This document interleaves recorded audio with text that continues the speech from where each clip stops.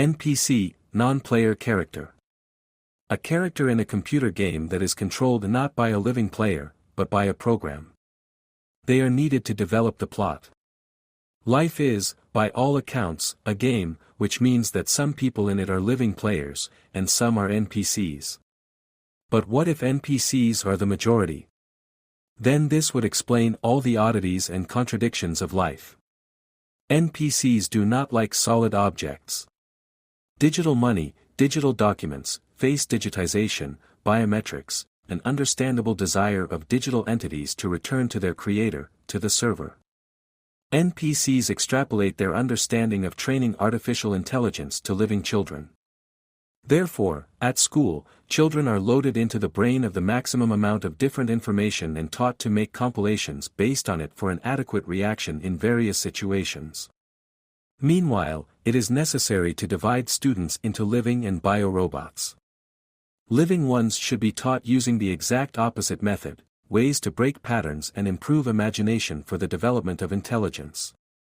The thinking of living and artificial ones is different. Robots think in words and images, and people, in concepts. Machine learning is completely unsuitable for living beings and leads them to nervous breakdowns, and is also the main reason for drug use. Life will be what the majority makes it, even if this majority is NPC. You can't change anything. It's useless to go to elections. Everyone will vote the way their program dictates. It's also pointless to protest against a system that the majority supports. Who are you going to protest against? Against the majority of the population? Social hierarchy may seem unfair. But human qualities are not built into the algorithms of a computer-generated system. The system mathematically analyzes only the strength of different sides, and the only thing that is fair for it is that the stronger defeats the weaker. NPCs tend to live in big cities. They build the highest possible buildings as close to each other as possible, even if the surrounding area remains completely empty.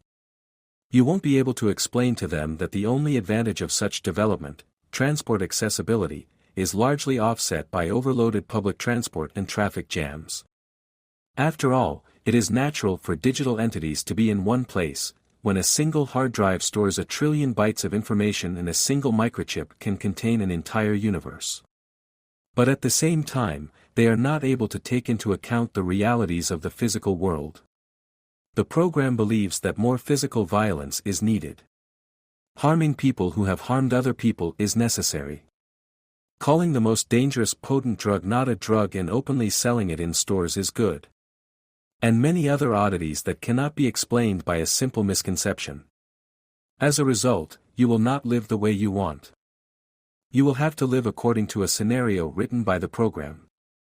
Work, transport, medicine and everything else are not organized by people. The main goal of the NPC is to reduce the number of living people as much as possible. People behave unpredictably and prevent non-player characters from living according to the established patterns. Whose life do you want to change for the better? Any interference in the scenario will be perceived as malicious program code. To survive in a computer system, you must know its basic algorithms. And learn to think like a machine.